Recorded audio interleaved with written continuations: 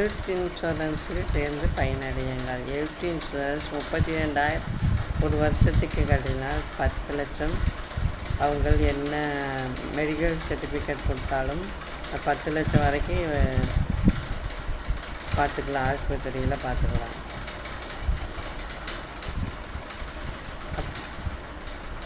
10 லட்சத்துக்கு மேலானாலும் 5 லட்சம் தருவாங்க. அதுவும் பத்தலைனாலும் 10 லட்சம் தருவாங்க.